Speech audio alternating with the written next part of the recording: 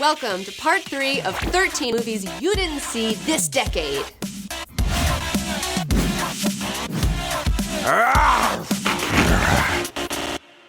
You're watching part 3 of 3. You made it. Welcome back. Welcome back. Also on today's show, Space Brain. Hey everybody. Hey, Space Brain. Oh, Space Brain. I hate new characters. I think Robot's getting a little peanut butter and jelly. No room in the end. There used to be more screen time for me. It used to just be me and Robot. Now it's me and Robot and Beans and Space Brain. Isn't that right, Beans? Oh, Beans. Beans. I hate new characters. Oh, Beans. There you go. There you go. I promise to protect you if you promise to protect me. Oh my God. Did he hurt anyone? The boy has significant behavioral problems. This monster thing has got to stop, all right? It's just a book. It can't hurt you. The number 10 movie that you didn't see is The Babadook from 2014, all the way from Australia. What is that? Okay, so as I've stated earlier, I'm a big fan of horror. There have not been a lot of horror movies that I've been impressed with this decade, really, at all. Not very many. So it's a horror movie. What's it So about? it's a horror movie. It's about the horror of single motherhood.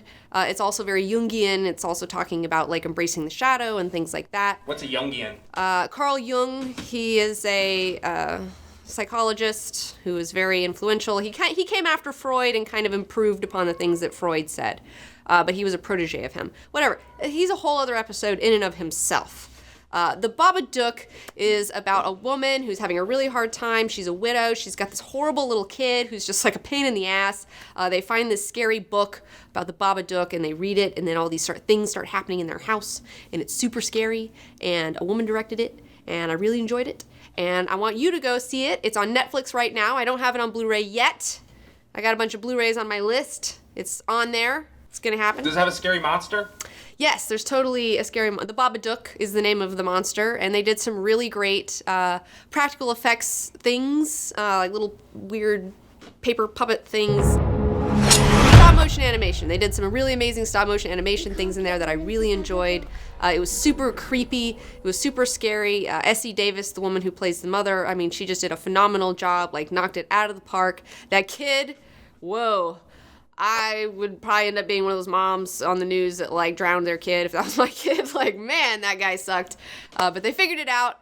It's totally worth your time and attention, so definitely check out The Babadook, one of the best horror movies that's actually scary that I've seen in the past 5 years. Here is a bar graph comparing the worldwide box office gross of both The Babadook versus Grown Ups 2. As you can see, The Babadook did not do well, despite the fact that it's got a 98% on Rotten Tomatoes. Just saying.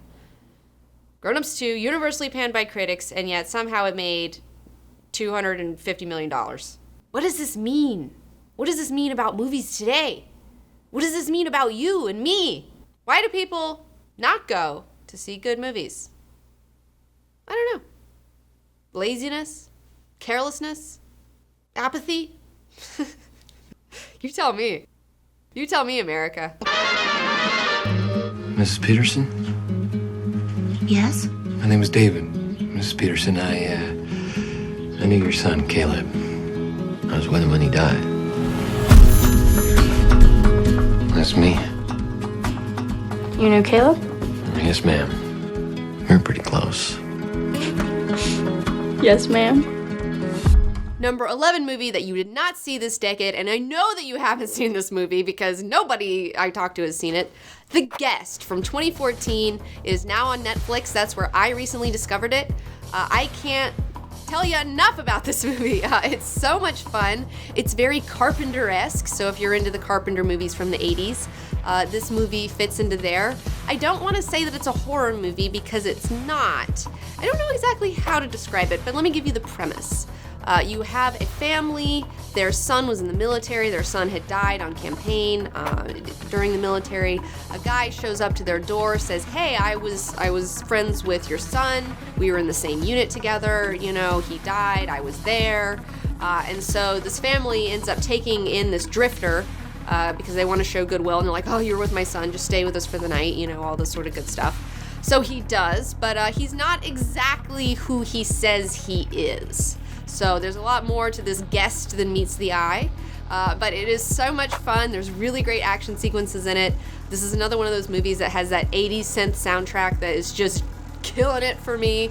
And this movie made like less than $1 million or something. I mean, it was like pitiful how much money it made in America. It makes me really sad. I don't know the story why it didn't get the marketing that it needed or the wide release that it should have gotten, because this movie is super solid, and I feel embarrassed that I missed it. I feel embarrassed that this slipped through my fingers somehow, and I want to go buy the soundtrack on vinyl. But let's make up for it right now. Watch it on Netflix, buy it on Blu-ray. It's totally worth buying. It's totally worth buying. So, check it out.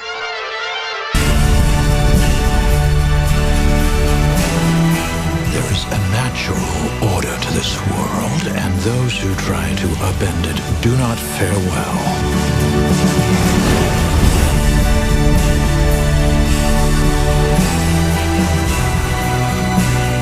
Number 9 movie that you haven't seen is Cloud Atlas, all the way from 2012. And here to help me talk about Cloud Atlas all the way from Planet Zero, Space Brain in the house. Hey folks, happy to be here. Yes, Cloud Atlas is a beautiful, beautiful film, and it is all about reincarnation, and it is a very unconventional narrative that will probably be pretty challenging for normal folks to watch if you have an IQ below 140, but I believe that you can do it. You can watch this and enjoy it. Yeah, that's right, Space Brain. This movie is, fair warning, 3 hours long. It took us 3 days to watch it. And it has 6 separate storylines throughout spanning centuries. And then you also have a cast that plays characters in each of these different stories. And then they also have like crazy makeups and stuff going on, where you have an Asian lady who looks like a white lady back in the day, and you have like white people that look like Asian people. It's super crazy. You know, it's all about karma, as Space Brain pointed out. One thing that was really interesting about it is Tom Hanks' character. He does something very despicable in the eldest of the stories, and then he kind of, throughout his incarnations, makes up for that and ends up kind of in the future like he's completed his karma for that terrible action. So, but there's also characters in here who play like shitheads throughout each incarnation. Like Hugh Grant is always an asshole in every single deal. It's pretty hilarious. But yeah, I really enjoyed Cloud Atlas a whole lot. It's completely unique. I've never seen anything like it. If you're a cinephile and you're like, you have to see this. You have to see it because it's just like ridiculous that it even got made. Yes, you should definitely go and check it out, just for the fact alone that it's amazing that in our modern cinema that this movie ever got made. Yeah, it's completely 100% independently funded. It is the highest independently funded movie of all time. $110 million they got together from a lot of private investors. The Wachowskis even put in $7 million of their own money because they really wanted to get this made. It's based off of a book. In fact, Natalie Portman was reading it on V for Vendetta, and they were like, what's that book? And she's like, it's amazing. And then that's how this movie got made, because Natalie Portman was reading it in V for Vendetta. So, yeah, definitely, man, support this movie. It's super weird. Just try it. It's hard. Use subtitles. That really helps a lot. Subtitles are your friend with this one. Yes, I was gonna say, make sure you have the subtitles on, because there are scenes in this movie that go to the super future where the English language has transmutated into a new form. Yeah, it's like that. And it actually pushed my space brain to throb very hard watching it. Yeah, one of the other things besides karma in this movie that I really enjoyed, one of the other themes, is slavery. In our modern world, we think, we don't have slavery anymore. That's a thing of the past. But that's a lie that we tell ourselves. And this movie shows slavery and what that is in each kind of generation and each time. Like, it never is not a thing. It's always going on in one form or another. Another actor I really enjoyed in this was Hugo Weaving. I'm always like down for Hugo Weaving, and he plays a villain in every incarnation. And at one point, he even plays a woman. He switches genders and becomes an evil head nurse, which is like really hilarious. It's still not a perfect movie. There's probably still a better movie to be made about this subject matter. However, it's just amazing that it exists at all, though. So you have to give it a pass. Yeah, I'm completely amazed that this movie even happened. It's totally ridiculous. I highly recommend it just for the spectacle of watching it. As Space Brain was saying, I also agree. I don't think that Jupiter Ascending was nearly as successful as this movie is, even though this movie isn't necessarily completely successful either. I do find it just the sheer audacity to try something like this, I have to respect. Roger Ebert said that he had to watch this movie 3 times, and on the 3rd viewing, he gave up keeping track of what was going on and just sucked it all in. Absorbed it. Absorbed it. That's gonna scare everybody away, but okay. Well, it is scary. Cloud Atlas is for the advanced people. Highbrow, lowbrow. Definitely highly recommend Cloud Atlas. Get ready, 3 hours. This building isn't a house. It's a research facility. And I want to talk to you about what I'm researching. You want to see something cool?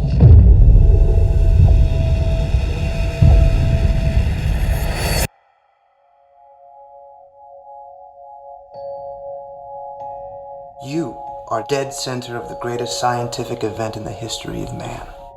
Hello, Hi. Do you have a name? Ava. The number 12 movie that you have not seen is a movie from this year, about 6 months ago, Ex Machina, one of the best movies of the year, 2015. I just really loved this movie, just like the first movie we talked about, Moon. This is also something that if you're a fan of Black Mirror, you might really enjoy this movie. It feels like a just really expensive, very awesomely directed Black Mirror episode, and I absolutely had the best time with it. This is a much better movie about artificial intelligence than, say, Avengers 2. So, yeah, there's a dangerous game of cat and mouse. Let me give you the setup a little bit. You have a guy who's kind of like a tech Stanley Kubrick genius man, okay? He owns this giant Google company. He's like Steve Jobs, yeah, but he's played by Oscar Isaac, who does an amazing job. And he brings a guy in from his company to do essentially a Turing test for him of an artificially intelligent robot that Oscar Isaac has built. What's a Turing test? The Turing test, if you didn't know, is named after Alan Turing, the father of the modern computer, and it is a test where if you speak with an AI, you don't see them, but if you can't tell that they're a computer and you think that they're a human, then they pass the Turing test. So that's the deal. Coincidentally, there was a movie about Alan Turing, The Imitation Game. It was an Oscar, I don't know if it won any Oscars, but it was nominated for some Oscars. Check it out if you want to know more about Turing. But back to Ex Machina, it is an amazing psychological thriller game of cat and mouse that is true sci-fi that I had the best time with. It was so stylish. It was so well directed. I can't wait to see more. Yeah, definitely go see that. You should punch yourself in the face for not seeing it in the theaters. I saw it in the theaters. Why weren't you there? Yeah, but you missed Looper. I did. You're right. I mean, you can't win them all. So let's see that punch in the face. I'm a shithead. In the worldwide box office gross arena, Ex Machina did a little bit better with 36 million. Still nowhere near Grown Ups 2 status though.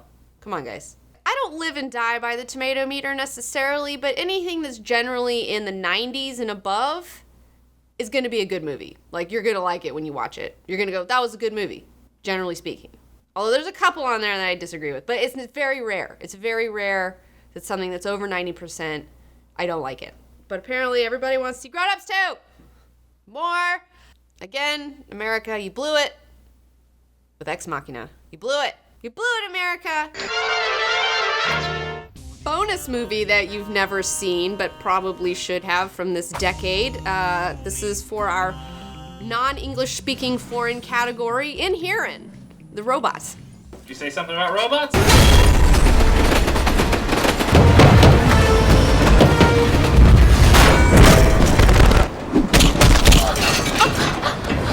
Today, you've lied about it.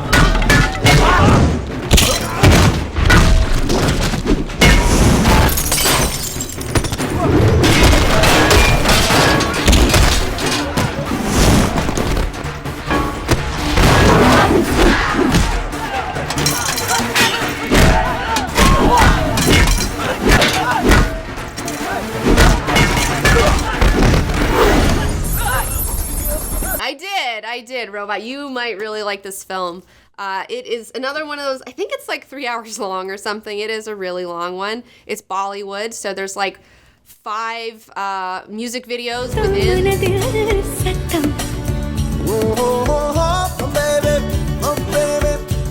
What's Bollywood? You know, in India has their own Hollywood. It's called Bollywood. They do? Yeah. They make their own movies. Anyway, what do the robots do? Okay, so the premise of this movie is you have a doctor who's a robotics genius, and he makes a robot, an artificial intelligence robot that looks just like him, except is a little cooler looking and younger looking. Kind of like an Indian Terminator, but he's not like an asshole to begin with or anything. I mean, like, he just makes him because he wants to, like, make something that's new, but it goes through this robot's life of how, like, he's a baby and kind of learning how to do stuff, and then him, like, falling in love with the doctor's girl, and then him going evil, and then I'm sure you may have seen some clips of this on YouTube, but it's totally worth watching the whole thing. One of the most insane scenes from this movie that makes it the whole thing worth the price of admission is Chitty, that's his name. Did you say Chitty? Yeah. His name is Chitty? His name's Chitty. Okay, continue. And yeah, he goes and he talks to some mosquitoes in one scene. And that's not even the craziest scene. So there you go. This movie has one of the most elaborate, like, scenarios of how far a robot could, like, take craziness by creating himself, like creating an army of evil himself, and then they all like you know, like a flock of birds, you know, it's like they have a hive mind, so that like they all like can like roll into a giant ball like and turn into a cobra and like eat tanks and stuff. I don't know. Do they fight the military? They do. They end up fighting the military at one point. Also, fun fact, I noticed that on his belt buckle, the Triforce from Zelda is just, they totally swiped it and thought it was a cool symbol to put on his belt. So yeah, it's a Triforce belt. Makes no sense. Mechanical lions. This is definitely a great party movie if you want to blow your friends' minds. This is a good one. Again, like I said, it's like 3 hours long, so maybe it's better to put it on in the background or something, you know, and people just look over and be like, what the fuck is going on your TV screen right now? And you'll have a nice conversation piece for your party. So I can't believe that they just straight up, like, they'll just stop a scene and put a music video in there. Like, they just have music videos where they dance. I mean, yeah, I want to have a Bollywood, like, dance sequence and something of mine at some point, so. And the main actor is supposed to be, like, the hottest, he's like the Tom Cruise of Bollywood, supposedly. That's what I hear. Is that right? For all my Indian fans out there, let me know, like, is the guy in Enthiran, is that, like, the Tom Cruise of Bollywood? You let me know, because I don't know. I'm not out there. Enthiran, the robot. Check it out. Thanks, Bollywood. This chaos. 1,000 people in an iron box. 18 years I've hated the train. 18 years I've waited for this moment. This is your world. The train saved humanity. The engine lasts forever. The population must always be kept in balance. I said sit down! Bonus movie, Space Brain has got a movie that you haven't seen that he wants you to see. So take it away, Space Brain. Well, I'd like to point out that Snowpiercer was a really good movie from last year, 2014, that not enough people saw. It is all about a crazy future scenario where the last remaining surviving people on Earth during an Arctic apocalypse are stuck on a train that circumvents the globe. And in the back of the train, you have the 99% of poor people who are poor. It is a microcosm look at our own socioeconomic political systems. You have the power elite at the head of the train and the regular folks at the back of the train. And shenanigans ensue and conspiracies are abound. Yeah, there's Chris Evans is in it. It's directed by a South Korean director. This is a movie that if you are new to Asian cinema, I feel like this is a good starter for people who are new to Asian cinema because it's got a lot of American influences, so it may ease you in a little bit more to that weird Asian moviness that happens. And the shame of this movie not making enough money is that because of a personal dispute with Harvey Weinstein, this movie did not get a wide theatrical release because Harvey Weinstein requested 20 minutes be cut from the movie and that intro monologues and outro monologues be added. The director, and good for him, refused to make these changes. However, he was punished with a limited release in which not very many people saw it. It's Tilda Swinton. She's good in it. It's not my favorite Tilda Swinton role, but anything Tilda's in. And I really like Chris Evans. What do you think? Chris Evans, I got a little bit of cognitive dissonance from Chris Evans because, he's Captain America, and then you see him in this movie and he's doing all sorts of like ultra-violent things and like things that Captain America would never do. So I don't know. I felt like he was miscast, even though I didn't feel like he was bad in the role. It just, my connection with him to Captain America made it hard for me to accept him as this other character. Yeah, especially when you find out what Captain America really did in his past in the movie. We'll save that one. We're not going to spoil anything, but Snowpiercer. It's an interesting one. Like I said, it's a great starter for Asian cinema. Thank you, Space Brain, for letting us know what your movie is. What about you, Robot? Do you have a favorite movie from this decade that nobody has seen? I don't know about that, but I think Space Brain is stupid, and you should get rid of him. Okay, well, besides that, any movies at all? Anything? You got... What? Oh, what? Predator. Okay, so stop. It's not Predator. Everyone's already seen Predator, okay? Never mind. Predator should have made more money. Never mind. Your brother Space Brain is getting a gold star today. You're gonna get the dunce hat, sit in the corner later. So we added up the numbers of Snowpiercer and Grown Ups 2, and worldwide, actually, Snowpiercer did okay, but in America, it just did terrible. So we're just gonna, because you blew it, America. We're gonna focus on that. And obviously the domestic, we're going with domestic gross versus worldwide as before. And domestically speaking, Snowpiercer made dick compared to Grown Ups 2. You blew it. My scientific feedback. Didn't make dick. It seems like the better the movie, the worse it does in the box office. What is this? What's going on? What's wrong with humanity? What are we doing? Why are we giving our money to Adam Sandler? No. Why are people being so lazy with their entertainment and just going to see whatever the big slop fest is? Do some research. Go see a good movie. Do yourself a favor. I bet all the people that saw Grown Ups 2 saw that's the only movie they saw all year, and then they were like, man, that movie wasn't very good. I guess movies aren't very good. And then they just think that all movies aren't good, and then they just go see one shitty movie a year for confirmation bias. Way to go, America. You're still blowing it. When you get 3 vampires in a flat, obviously there's going to be a lot of tension. Viago was an 18th century dandy. Look, a ghost cop. Vladislav is a bit of a pervert. This is my torture chamber. Deacon's like the young bad boy of the group. I'm supposed to pay rent, but I don't. And the number 13 movie you missed from this decade, this year, 2015, What We Do in the Shadows. Oh my gosh, I loved this movie so much. It's another horror comedy. Let me give you the premise. You have these vampire roommates. They were all turned into vampires at different times during the centuries. I'm tired of vampire movies. Too many vampire movies. Honestly, I thought I was too. I was like, vampire movie. I'm so over that shit. But then I saw that Jermaine Clement is in it, and he's totally like my homeboy. I kind of have a crush on him. So I had to go and see it. What was he in? He's Flight of the Conchords. Jermaine, Flight of the Conchords. That's where you may have seen him. Also in Eagle and Shark. Gentlemen Broncos. He's also amazing in Gentlemen Broncos. But back to What We Do in the Shadows. It is a mockumentary film, horror comedy about these 4 vampire roommates in New Zealand and what their lives are like and all the mundane aspects of their life. And it's just so funny. I was laughing so hard throughout this whole movie. I was legitimately, it is a hilarious, funny movie. It's got some fun gore stuff in it, but you really go for the laughs. Especially that dry New Zealand comedy just really works for me. This movie tackles a lot of the troubles that vampires in our modern world would deal with, like how do you get the internet and a computer and having someone show you these sorts of things and Skyping for the first time and finding people on Facebook from 50 years ago and stuff like that. It's got a lot of really great mundane. That's my favorite part of it, I guess, is the mundane aspects of being a vampire and how ridiculous that would be. There's one scene in particular that I died laughing. It was so good.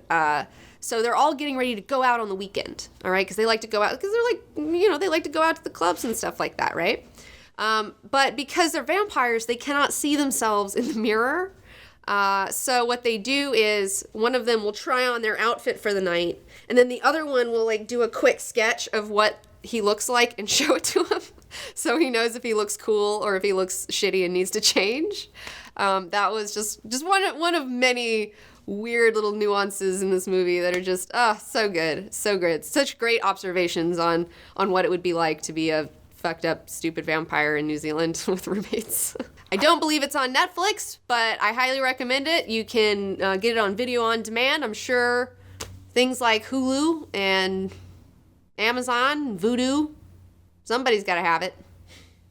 I don't have it, but somebody else does. Here we are with What We Do in the Shadows versus Grown Ups 2. As you can see, it was a little disappointing. You blew it, America.com. What's even more disappointing when you add Transformers 4 to the mix. God, this is why I don't have babies, you know. This is just, I can't let a child into a world like this. I just feel bad about it. You blew it, America! When we first started this series, we had 13 movies, but somewhere along the way, we've stuffed in an extra 2. So here it is, the top 15 movies you haven't seen this decade. In chronological order, the movies you missed are number 1, Moon. Number 2, Tucker and Dale vs. Evil. Number 3, Scott Pilgrim vs. the World. Number 4, Enthiran. Number 5, Drive. Number 6, Goon. Number 7, Dredd. Number 8, Cabin in the Woods. Number 9, Looper. Number 10, Cloud Atlas. Number 11, Snowpiercer. Number 12, The Guest. Number 13, The Babadook. Number 14, Ex Machina. And number 15, What We Do in the Shadows. That's it for part 3. 3 of 3. You're done. You stay to the end of 13 original movies you haven't seen this decade. Thanks for sticking around, and be sure to like my channel. Follow me on Facebook, Twitter, Instagram, Tumblr, although I'm not always on Tumblr, and Tinder. Are you on Tinder? No, I'm not on Tinder. Get out of here. I can't be on Tinder. Anyway, what? I'm on Tinder. Check it out. Yeah, Robot's on Tinder. Ladies. You can find him in the LA area. Like I said, he will give you tetanus, so be careful. Careful. Be careful. Sexy tinnitus. Tinnitus? That's an ear thing. Well, you'll get it, and you'll like it. Oh, gosh. You'll love that ringing in your ear. He'll give you a ring in your ear. This is a personal list. I know there are some movies that I wanted to talk about that I didn't even put on this list. If there's any movies out there that you loved in the past 5 years, let us know in the comments below. Some things that you feel like needs to get some extra lovin'. Yeah, you left out a lot of movies that I like. I left out movies that I like too. Like Predator. That was not Predator. It was 5 year cutoff. All right, it's this decade, Robot. It's this decade. So keep it focused. Keep it focused. Even though one of them I kind of gave a pass. It's actually 2009, but shh. It's just too good. Break my own rules. Do not pirate these movies, okay? Like, they didn't get the support they deserve, and if you just pirate them, then they're still not gonna get the support they deserve. You wouldn't steal a handbag. You wouldn't steal a car. You wouldn't steal a baby. You wouldn't shoot a policeman and then steal his helmet. You wouldn't go to the toilet in his helmet and then send it to the policeman's grieving widow and then steal it again. Downloading films is stealing. If you do it, you will face the consequences.